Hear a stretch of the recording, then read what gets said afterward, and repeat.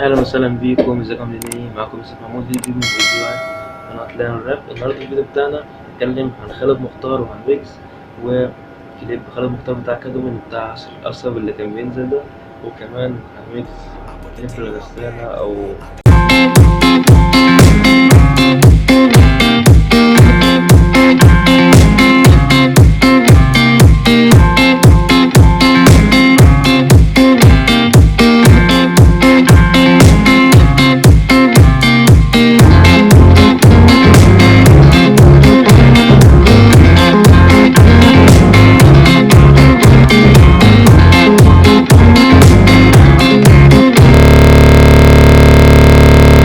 طبعا خالد مختار. ونمسك في الصور عشان منزلش حوار الكوبرايت، عشان انتوا عارفين اللي يعرفني كويس يعرف ان انتوا كمان عندي خالد كوبرايت في القفل كانت معدية جامد معايا. مش مهم، يلا بينا نخش بقى على خالد مختار. الكليب ده كان اسمه كادومين، وكان بيعمل اعلان عصير القصب عشان ده الحاجة الوحيدة من العصير اللي مطلوبة في الحوار ده. تمام. المهم بقى الصورة اللي قدامكم دي اللي هو بيصب كده الترابيزة بتاعته، بيصب عصير القصب كده هو واقف. هو يعني زي مشاجرة كده حصلت بينه وبين الشخص اللي هو بتاع المحل كده. هو بعدين في الصورة اللي بعديها قاموا جري وراه، كان هو بيجري في عصير القصب بيتنطر يمين وشمال، وبعدين الكلام ده حرام يعني، بس قشطة ماشي. اتعمل والكلام كان حلو بتاع اللبس. مرة واحدة راح من قطع بقى وعلمه الطريق المعلم ويجز. ويجز هو بقى ويجز لما أنا تقريبا قلت ويجز بقى يخش مثلا الموسيقى اتغيرت في الشكل بتاعه. قلت ويجز مثلا هيخش يقول كلمتين أرمي صغيرين على الأقل ويطلع تاني مثلا. لا، ويجز قطع على الطريق بقول لك إنه سالك، وبيقول لك أنا مش سالكين، عشان كان كله بيقول لك أنا بقول ويجز مش سالك وبتاع. ويجز فعلا مش سالك، هو ناس وناس تانيين مش ومن أهم الحوار بتاع نزول الليلة في ويجز، عشان أبقى عارف كل واحد كده بس، إن كان خالد مختار منزل الكلام بتاع دورك جاي على طريقته، كان بيتكلم بيغني على طريقته بس دورك جاي. طبعا في بتعمل الحوار ده ويجز بوظ لها قناتها وخربها. برضه ويجز ممكن يعمل الكلام ده، لكن ويجز بقى باين إن هو سالك مع خالد مختار، في ناس كتير شايفة بس كذلك ماشي. المهم برضه زورة رحمة برضه، الصورة بقى اللي بعديها اللي هو لما طلع على العمارة، لما طلع على العمارة وكان أو البرج، وكان بيرمي عصير القصب بكوب يعني.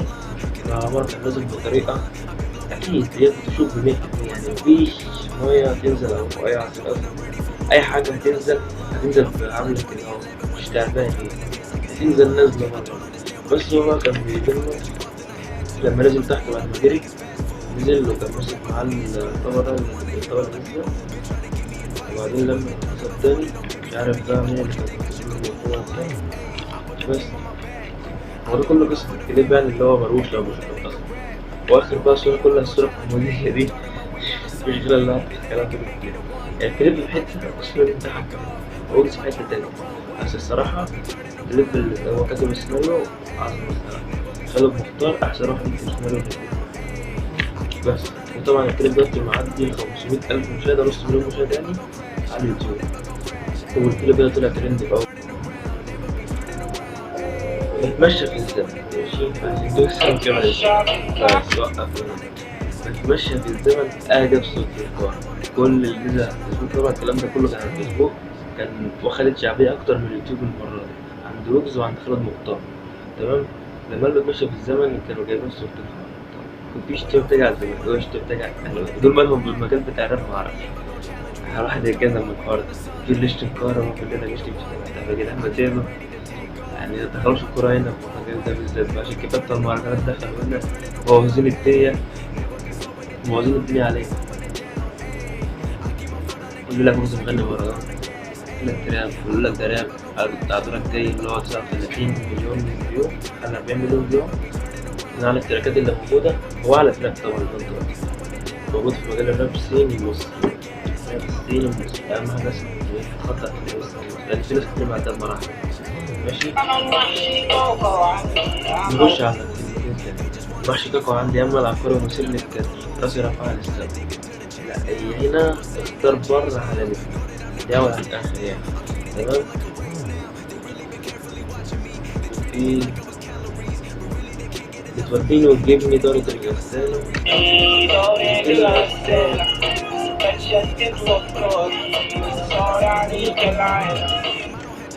بس هي حلوة، بس حتة بقى نحل هو سواء بقول لك بتوديني وتجيبني دارة الغسالة اللي هو قصده آلة زمنية مثلا، على حسب ما برضه كل حاجة جايبة في الفيديو وبتاع.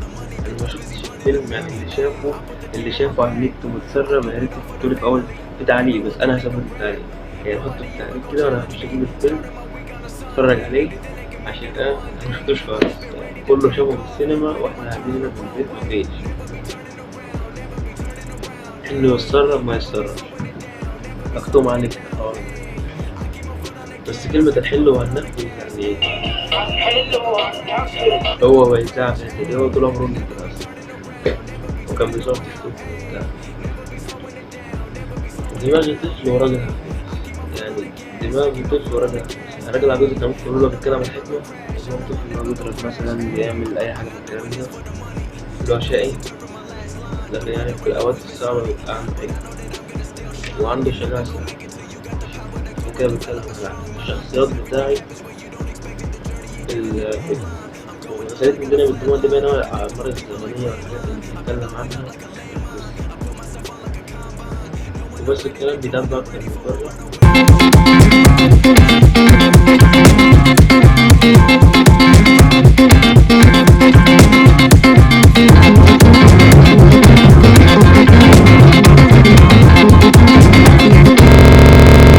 نعم زي ما قلت لك دلوقتي كده، إن في مشكلتين مهمين: مشكلة ويجز والتراكات المتسربة. تمام، ويجز نزلها كلها والشركة عملت كوبي رايت، عملت سترايكات على سترايك كده مرة واحدة لكل القنوات اللي بتتسرب التراك. الكلام ده أول حاجة. تاني حاجة حمر هوا. هو أنا زعلان وفي نفس الوقت فرحان، بس قشطة. أنا فرحان من الدسات بتاعته اللي هو داخل داس على الكل كده، ماشي. هو بيتكلم عن طبعا أي حد مع الكل دي فهو شغال، مش هتحل طبعا. المهم بقى،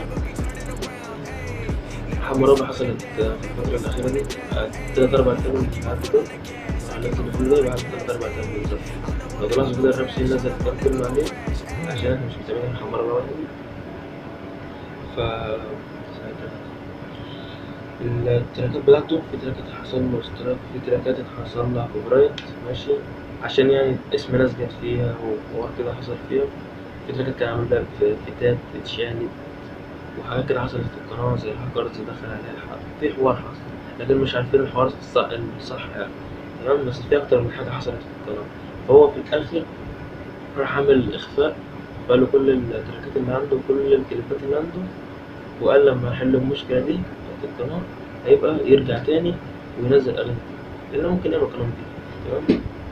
المشكلة التالتة بقى عشان نسيبها، انستجرام مروان بابلو. تمام، انستجرام مروان بابلو ده القناة اللي تبدأ مروان بابلو، أنا داخل عشان ده تلات. تمام، هكتب مروان بابلو وتنجان تبقى القناة لسه موجودة. تمام، في البلاي ليست مش هنزل لكم صورة طبعا، بس أنا داخل أشوف كل الحاجات نازلة برايت. تمام، ده كله عمودة خاصة يعني مروان بابلو. أنا بقول لكم بقى إيه، ماشي. أنا قلت قبل كده على القناة التانية بتاعتي ما اتقفلتش، هي موجودة بس غيرت المقطع عليها طبعا يعني، ماشي. قلت له اللي هو راجع، وكان في أول يوم قال قلت إن هو هيرجع زي ما عمل في حوار داما وكده، لكن المرة دي هيطور شوية. تمام، هو فعلا مطور الشوية بتاعته، هو كل شوية ما يصور صورة يعمل كده حرف التمانية كده، ومرة حرف السبعة كده. سبعة مفيش غير شهر تمانية احنا فين، سبعة شهر كده، ماشي. هو شهر تمانية هو كده إن شاء الله راجع. وعمار حسني قال لك إن هيعمل تريت مع ناس كبيرة في في البلد، ماشي. ده كل ملخص الشهر عشان مفيش حد بيتكلم عن الأخبار أصلا بقاله كام يوم. تمام، بس من كل الأخبار وحمورابي ومكتسح الترند على الحوار بتاع التهكير والكلام ده. بس كده الحلقة كانت ظريفة خفيفة كده عليكم، إن شاء الله نظبط الاستوديو ونظبط كل حاجة عشان أعرف أصور ونتكلم معاكم ونرجع للكاميرا. أنا بقالي شهرين ولا 3 شهور مصورتش قدام الكاميرا آخر، بس كنت بصور أوديو، لكن دلوقتي لسه راجع للكاميرا، فاهدوا بقى عليا. إن شاء الله التيم بتاعنا زي ما اتفقنا، عندنا واحد ماسك صفحة الفيسبوك، البيج بتاع الفيسبوك، واحد ماسك كمان الانستا، وفي ناس هتنزل تعمل فيديوهات أخبار وكده ونظبطكم، بس تابعونا، شاركوا في القناة، وفعلوا زر الجرس، طبعا على كل مواقع التواصل الاجتماعي عشان المواقع بتاعتنا هتنزل جديدة، وفي مفاجآت جاية، جوايز وبتاع والكلام ده كله، بس مش دلوقتي لما نوصل لعدد معين، أو العدد المعين ده بعدين. تمام، يلا بشوفكم.